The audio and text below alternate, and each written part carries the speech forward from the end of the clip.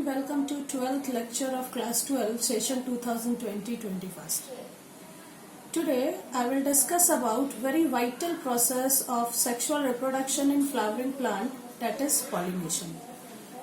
Pollination is one of the most important process which is essential for the process of sexual reproduction. Actually, this is a process in which the transfer of gamete takes place from anther to stigma. So you can see in this diagram that how the pollen grains are being transferred from one flower anther to another flower stigma. Now as this lecture will proceed, we will see there are different types of pollination and what are the factors which are responsible for the successful pollinations. Especially we will discuss about the pollinating agents.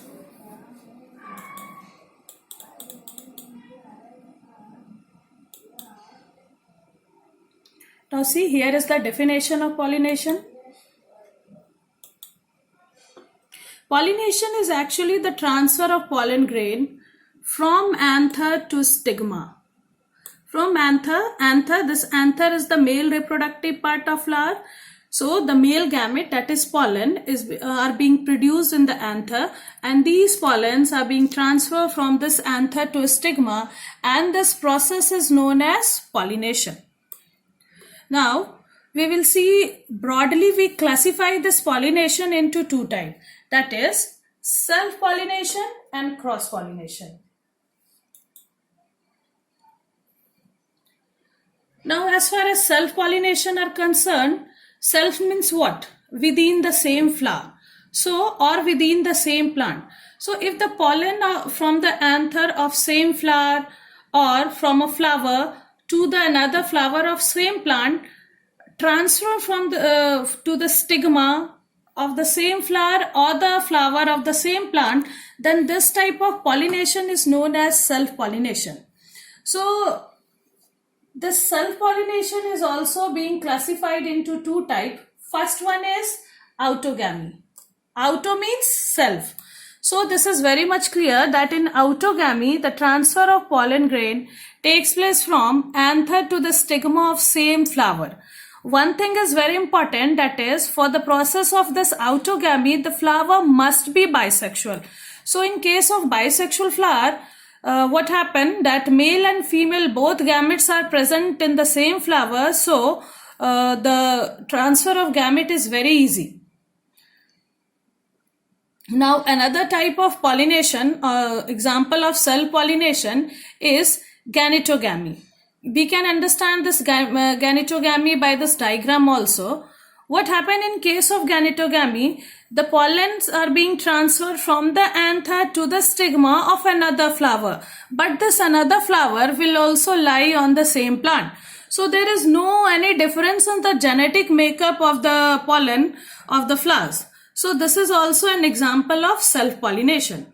This self-pollination is very safe method, and the chances for the success of pollination and fertilization is very high, because in the case of self-pollination, the chances of fusion of gamete is sure and short. But this ganetogamy, it can occur in bisexual flower as well as unisexual flower also. It can occur in both type of flower, either bisexual flower or unisexual flower. Since in bisexual flower, we see that in a single flower, both the gametes are present, anther and stigma are present, the pollen will be transferred from one flower to another flower. And in unisexual flower, what happened? It may be possible that there are several varieties of plants in which two different flowers are present, and both flowers or some flowers are male flowers, some flower are female flower. So here this type of pollination can occur where the male flowers where male flower anthers are present in different flower and the female flowers are present in different flower. So in case of ganetogamy, this type of pollination occur, that anther will be pollen will be transferred from anther of one flower to the stigma of another flower which is female. Now we will move to another type of pollination, and that is cross pollination. See, in cross-pollination, what happened? The transfer of anther takes place from the anther of one plant flower to the stigma of another plant flower.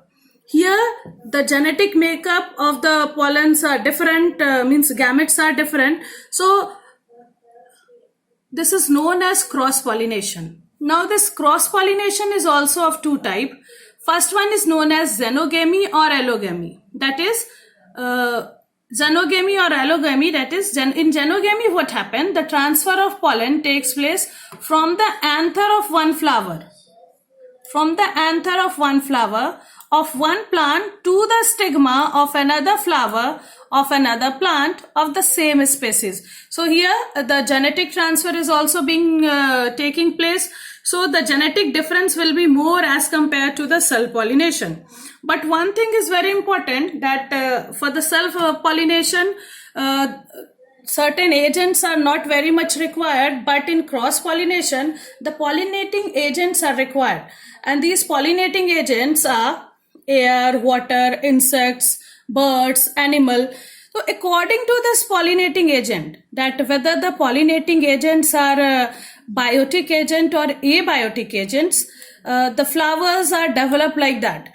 Suppose that if some flower have pollinating agents like air and water, then in such type of plant the flower are not very bright, very colorful, not they have very beautiful aroma, not they have nectaries, because flower don't have to waste any short of their energy in attracting the pollinators. Since their agents are water, either water or air, so their structure is like that. So that very easily the pollens can be flown away by the air, and stigmas are also like that, racket-like or the bulged out type, so that they can receive that pollens which are flowing in the air. Now, as far as biotic pollinators are concerned, the flowers have to be very much specific, and there are several types of property which attract the pollinators, and on the basis of pollinating agents we classify this pollination. Here are some example. If pollination takes place by air, then this type of pollination is known as anemophily. If the pollination takes place by air, then this type of pollination is known as anemophily. If the pollination takes place by water, this type of pollination is known as hydrophily. So in case of hydrophily, we see that generally the plants are hydrophytes. They grow in the plant or on the surface of water, they are floating, or on the bank of river or the seashore they are present.